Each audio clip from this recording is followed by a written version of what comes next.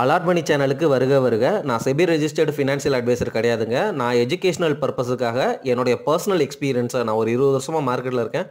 அதை தான் உங்கள்கிட்ட ஷேர் பண்ணுறேன். நீங்கள் எந்த முடிவு எடுக்கிறதா இருந்தாலும் உங்கள் நிதி ஆலோசகரை அணுகி அதுக்கப்புறம் பணத்தை போடுறதை பற்றி முடிவு பண்ணுங்கள். நன்றி. அலார்ட் சேனலுக்கு வருக வருக. இந்த சேனலுக்கு இன்னும் நீங்கள் சப்ஸ்கிரைப் பண்ணலைன்னா தயவு செஞ்சு சப்ஸ்கிரைப் பண்ணிக்கோங்க. பெல் பட்டனையும் கிளிக் பண்ணிக்கோங்க.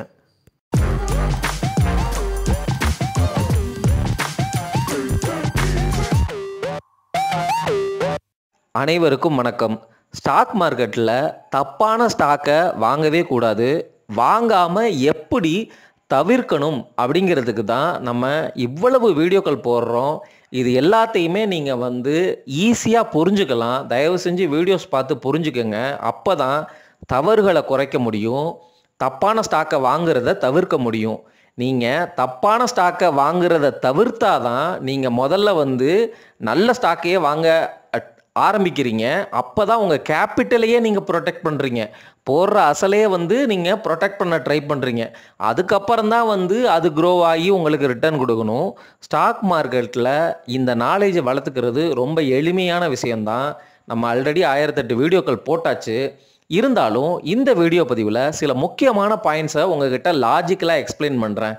ஏன்னா நம்மளை மாதிரி ரீட்டைல் இன்வெஸ்டர்ஸ் 50 ரூபா விலைக்குள்ளே ஒரு ஸ்டாக்கை சொல்லுப்பா, அந்த ஸ்டாக்கை வாங்குகிறேன். அதை நான் 10,000 50,000 குவான்டிட்டியில் வாங்கிக்கிறேன்.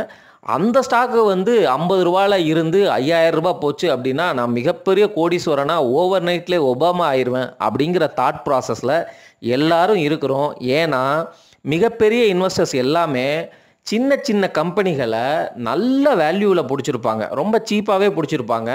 அது எல்லாமே ஒரு 15-20 வருஷத்தில் பார்த்தீங்கன்னா அபரிமிதமான வளர்ச்சியை காட்டி மிகப்பெரிய லார்ஜ் கேப்பாக மாறி இருக்கும். அதனால் அவங்க எல்லாமே பாப்புலராக மாறி டிவி சேனல்லலாம் இன்டர்வியூ கொடுப்பாங்க. நான் இந்த கம்பெனியை வாங்கினேன், இவ்வளோ குவான்டிட்டியில் வாங்கினேன், இப்போ மிகப்பெரிய கோடீஸ்வரனாக இருக்கேன் அப்படிங்கிறத சொல்லுவாங்க. அவங்க எல்லாமே ரியல் இன்வெஸ்டர்ஸ். ஆனால் அந்த இன்வெஸ்டருக்கு பின்னாடி ஏகப்பட்ட தோல்விகள், இழப்புகள் இருக்கும். பயங்கர நாலேஜ் இருக்கும், பயங்கர ரிசர்ச் ஒர்க் இருக்கும். ஃபுல் டைமாக அந்த கம்பெனியோடைய இன் அண்ட் அவுட்டு, எவ்வளோ பிரான்ச்சஸ் வச்சுருக்கிறாங்க, எவ்வளோ எம்ப்ளாயி வேலை பார்க்குறாங்க, உண்மையிலுமே அந்த ப்ராடக்ட் சேல் ஆகுதா அப்படிங்கிற அளவுக்கு அவங்களுக்கு கன்விக்ஷன் இருக்கும். புரியுதுங்களா? அவங்க அவ்வளோ ரிட்டர்ன் எடுக்கிறாங்கன்னா ஃப்ளூக்களையோ லக்கலையோ நம்மளை மாதிரி காப்பி அடித்தோ அது வர்றது கிடையாது. அவங்களுடைய ரியல் இன்வெஸ்டிங். அவங்களால அந்த பிஸ்னஸை புரிஞ்சிக்க முடியுது. புரிஞ்சுக்கிட்டு இந்த பிஸ்னஸில் இவ்வளோ க்ரோத் இருக்கும் பொழுது மார்க்கெட்டு இந்த ஸ்டாக்கினுடைய விலையை மிஸ்ப்ரைஸ் பண்ணியிருக்கு, சரியான விலை கொடுக்கல அப்படின்னு கரெக்டாக புரிஞ்சுக்கிட்டு கரெக்டாக எய்ம் பண்ணி அடிக்கிறாங்க. அந்த மாதிரி நம்ம இன்வெஸ்ட் பண்ணுறோமா அப்படின்னு கேட்டால் கிடையவே கிடையாது. அப்படிங்கிறது தான் நீங்களும் ஒத்துக்கணும், நானும் ஒத்துக்க வேண்டிய ஒரு நிதர்சனமான உண்மை. சரி, இந்த வீடியோ பதிவில் நான் என்ன சொல்ல போகிறேன் அப்படிங்கிறது தானே நீங்கள் கேட்குறீங்க. சில முக்கியமான விஷயங்களை இந்த மாதிரிலாம் பார்த்தீங்க அப்படின்னா நீங்கள் தப்பான ஸ்டாக்கை வாங்குறதுலேருந்து நீங்கள் தப்பிச்சுக்கலாம். அப்படிங்கிறதுக்காக என்னென்ன பாயிண்ட்ஸ் எல்லாம் நீங்கள் பண்ணணும் அப்படிங்கிறத தான் நான் சொல்ல போகிறேன். நீங்கள் தப்பான ஸ்டாக்கை வாங்காமல் இருக்கணும் அப்படின்னா முதல்ல நல்ல ப்ரொமோட்டர் யார், ஃபேமஸான ப்ரொமோட்டர் யார், டாப் லெவல் அனாலிசிஸில் நல்ல மேனேஜ்மெண்ட், நல்ல promoter, proven historical track record இருக்கிற கம்பெனியை வாங்கிட்டாலே நீங்கள் சேஃபு. இது எல்லாமே லார்ஜ் கேப் ப்ளூ சிப் கம்பெனிகள்னு நான் ஆல்ரெடி பேசிட்டேன். இந்த ஸ்டாக்கில் லாபம் பார்த்து அதுக்கப்புறம் அதில் வர்ற கொஞ்சம் கொஞ்சம் காசை இன்னும் நிறையா ரிசர்ச் பண்ணி மிட் கேப் ஸ்மால் கேப் கம்பெனிகளை 1-2 பிடிக்கலாம். புரியுதுங்களா? இது ஒரு ஸ்ட்ராட்டஜினாலும் நீங்கள் முதல்ல இன்சூரன்ஸு, கோல்டு, எமர்ஜென்சி ஃபண்டு, அதுக்கப்புறம் Nifty bees, Nifty next 50 bees இதெல்லாம் வாங்கிட்டு தொடர்ந்து சிப் பண்ணிகிட்டே வாங்க. லார்ஜ் கேப் ப்ளூ சிப் பங்குகளை பிடிங்க 1-2ன்னு. இதை நிதானமாக பிடிங்க. நல்லா புரிஞ்சு நாலேஜபிளாக மாறி நம்ம சேனலில் போட்டிருக்கிற வீடியோஸ் எல்லாம் பார்த்து சொல்கிற விஷயங்களை கேட்டு அது மாதிரி பிடிங்க. நம்மளே ஏகப்பட்ட ஸ்டாக்கு பேரை பேசியாச்சு. நான் செபி ரெஜிஸ்டர்ட் அட்வைசர் கிடையாது. பட் இருந்தாலும் நானே இது வரைக்கும் ஒரு 50 to 100 கம்பெனிகளை பற்றி பேசியிருக்கிறேன். அந்த கம்பெனிகள்லாம் நான் எப்படி பிடிக்கிறேன், எந்த வேல்யூவேஷனில் பிடிக்கிறேன் அப்படிங்கிற மாதிரிலாம் பேசிட்டேன். சரிங்களா? நீங்கள் இந்த கம்பெனிகளுக்குள்ளேயே பிடிச்சாலே போதும். ஆனாலும் உங்களுக்கு வேறு ஸ்டாக்கு வாங்கணும். ஸ்மால் கேப் ஸ்டாக்கில் ஒரு 50 ரூபா விலைக்கு கீழே சொல்லு, அதை நான் பிடிச்சிக்கிறேன் அப்படிங்கிற மாதிரி கேட்டுகிட்டே இருக்கிறீங்க. இந்த இடத்துல தான் நம்மளை மாதிரி ரீட்டைல் இன்வெஸ்டர்ஸ் உள்ளே போய் மாட்டி ஏகப்பட்ட காசை இழக்கிறோம். அந்த மாதிரி தவறை பண்ணாமல் இருக்கிறதுக்கு என்ன மாதிரி செக் பண்ணுறது? ஒரு ஸ்மால் கேப் ஸ்டாக்கை வாங்கிட்டீங்க. நம்மளுடைய ரெக்கமெண்டேஷன் வந்து என்ன? ஸ்மால் கேப் ஸ்டாக்கை வாங்கக்கூடாது. ஸ்மால் கேப் இண்டெக்ஸை வந்து நல்ல வேல்யூவேஷனில் வாங்கிக்கோங்க. ஒவ்வொரு இண்டெக்ஸுக்கும் ஒவ்வொரு மியூச்சுவல் ஃபண்டுக்கும் ஒரு P/E ரேஷியோ இருக்கும். So small cap index, for example small cap 250 index அப்படின்னே வந்து ஒரு இண்டெக்ஸ் இருக்குது. இப்போ ஸ்மால் கேப்பு மிட் கேப் எல்லாம் வேல்யூவேஷன் ஜோனில் காஸ்ட்லியாக இருக்குது. ஒரு நாள் வந்து கரெக்டாகி நல்ல வேல்யூவேஷன் ஜோன் வரட்டும், அப்போ நம்ம வந்து இண்டெக்ஸ் இன்வெஸ்டிங் பண்ணிக்கலாம். அது வரைக்கும் நமக்கு தெரிஞ்ச, நமக்கு புரிஞ்ச நல்ல ஸ்மால் கேப் கம்பெனிகள், ஃபார் எக்ஸாம்பிள் IDFC ஃபர்ஸ்ட் பேங்காக இருக்கட்டும், நாட்கோ ஃபார்மாவாக இருக்கட்டும், இந்த மாதிரி சின்ன சின்ன ஸ்மால் கேப்பில் கொஞ்சம் கொஞ்சம் எக்ஸ்போசர் எடுத்துக்கலாம். அது வரைக்கும் நம்ம இன்னைக்கு இருக்கிற மார்க்கெட் கான்டெக்ட்ல நல்ல லார்ஜ் கேப் கம்பெனிகளே நல்ல வேல்யூவேஷன் ஜோனில் கிடைக்குது. இது அரிய வாய்ப்பு. இதில் நல்ல எக்ஸ்போஷரை வந்து பில்டு பண்ணிக்கலாம் அப்படிங்கிறத நம்ம பேசிக்கிட்டே இருக்கிறோம். பட் இருந்தாலும் வந்து சிலர் வந்து ஜென்சால் மாதிரி கம்பெனியை வாங்கி ஏமாந்துடுறாங்க. அப்போது ஸ்மால் கேப் கம்பெனிகளை பிடிக்கும் பொழுது என்ன மாதிரியெல்லாம் செக் பண்ணணும் அப்படிங்கிறத வந்து நான் சொல்ல போகிறேன். என்ன மாதிரி செக் பண்ணணும்னா, நம்ம முன்னாடியே சொல்லிட்டோம், கேஷ் ஃப்ளோ ஃப்ரம் ஆப்ரேஷன்ஸ் ரொம்ப ரொம்ப இம்பார்ட்டண்ட்டான விஷயம் அப்படிங்கிறத நம்ம தொடர்ந்து வலியுறுத்திக்கிட்டே வர்றோம். பாட்டம் லெவல் அனாலிசிஸில் நெட் சேல்ஸ் க்ரோ ஆகுதா, எவ்வளவு நெட் ப்ராஃபிட் கொடுக்குறாங்க, எவ்வளவு செலவு பண்ணுறாங்க, எக்ஸ்பெண்டிச்சர் எவ்வளவு இருக்குது, இது எல்லாமே சும்மா ஒரு சைட்டில் போனாலே உங்களுக்கு டீட்டெயில் கிடைக்கும். சரிங்களா? நம்ம என்ன சொல்லியிருக்கிறோம்? எபிட்டா, அந்த எபிட்டாவில் எவ்வளவு வந்து கேஷ் ஃப்ளோ ஃப்ரம் ஆப்ரேஷன்ஸாக மாறுது, அந்த ரேஷியோ வந்து பாருங்கள்.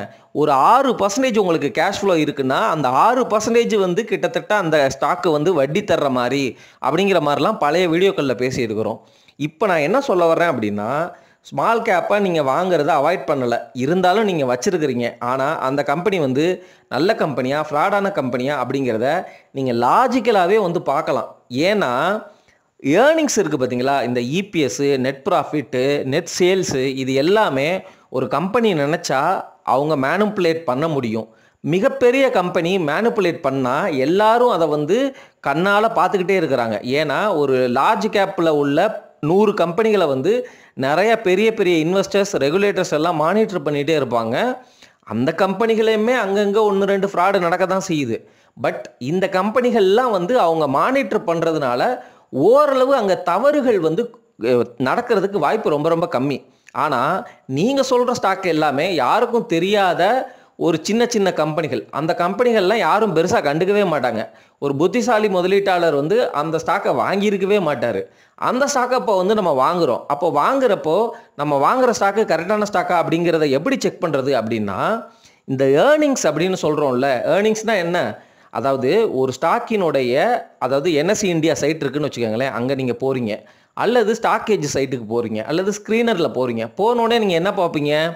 ரிசல்ட்டை தான் பார்ப்பீங்க.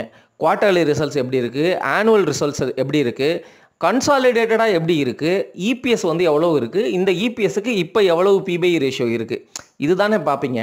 இந்த ஏரியா ஃபுல்லாகவே அந்த கம்பெனி நினச்சா மேனிப்புலேட் பண்ணலாம்.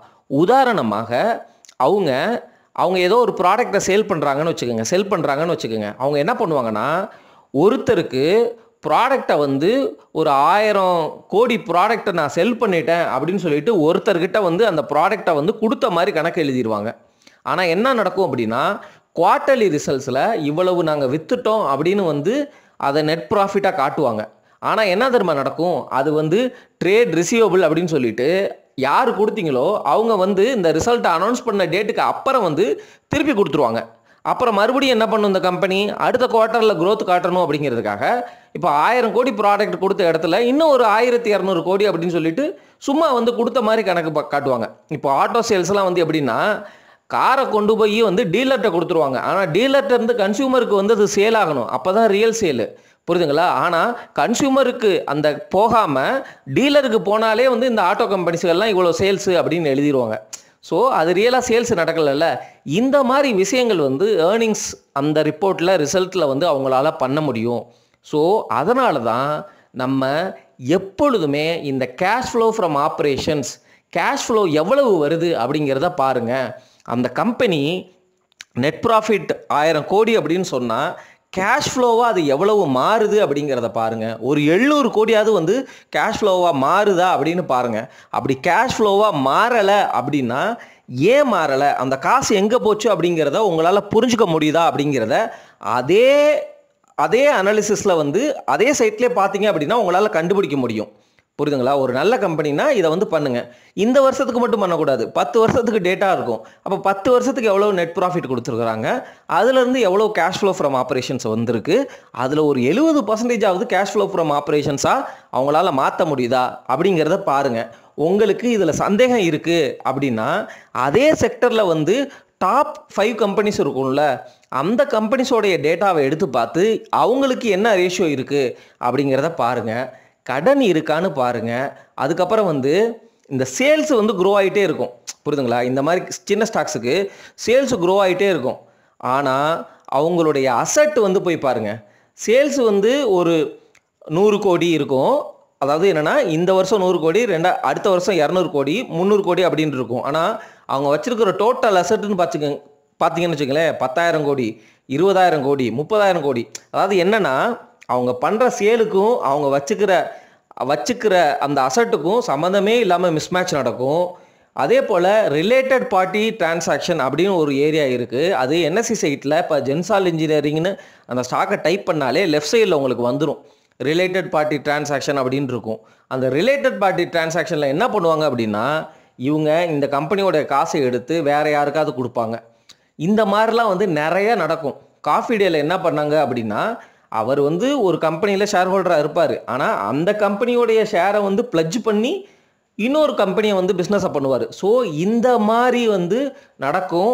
அதே சமயம் அந்த கம்பெனியோடைய ஆனுவல் ரிப்போர்ட்டை பார்க்கும் பொழுது இந்த ரிலேட்டட் பார்ட்டி டிரான்சாக்ஷன்லாம் வந்து நிறையா இருந்துச்சு அப்படின்னா அந்த மாதிரி கம்பெனிகள்லாம் வந்து தவிர்க்கிறது நல்லது. புரியுதுங்களா?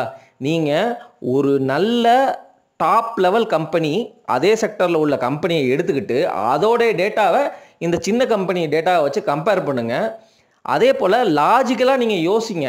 டெப்ட் டு ஈக்விட்டி ரேஷியோ இவ்வளவு இருக்குது, இந்த கம்பெனிகிட்ட ஆனால் இவ்வளவு தான் காசு இருக்குது, இவ்வளவு சேல்ஸ் க்ரோத் பண்ணுறாங்க, ஷேர் ஹோல்டிங்கில் ப்ரொமோட்டருக்கு இவ்வளோ தான் இருக்குது. ஸோ அப்போ நீங்கள் வந்து லாஜிக்கலாக ஒரு விஷயத்தை வந்து அப்ரோச் பண்ணும் பொழுது இந்த cash flow from operations, operating profit, இதில் வந்து ஆப்ரேட்டிங் ப்ராஃபிட் இந்த நெட் ப்ராஃபிட்லேருந்து எவ்வளவு கேஷ் ஃப்ளோவாக கன்வெர்ட் ஆகுது, அதே போல் வந்து சேல்ஸ் வந்து எவ்வளோ க்ரோத் ரேட்டில் போகுதோ அதே ரேட்டில் வந்து அசட் போகுதா, எந்த ரேஷியோவில் வந்து போகுது, இந்த மாதிரிலாம் வந்து பார்க்குறது மூலமாக, ரிலேட்டட் பார்ட்டி டிரான்சாக்ஷன் பார்க்குறது மூலமாக நீங்கள் அந்த ஸ்டாக்கு ஃப்ராடா இல்லையா அப்படிங்கிறத கண்டுபிடிக்கலாம். இந்த மாதிரி வந்து நிறைய விஷயங்கள் இருக்குது. சரி, ரொம்ப லென்த்தியாக பேசிட்டேன், அதனால் இந்த வீடியோ பதிவு முடிக்கிறேன். நன்றி, வணக்கம்.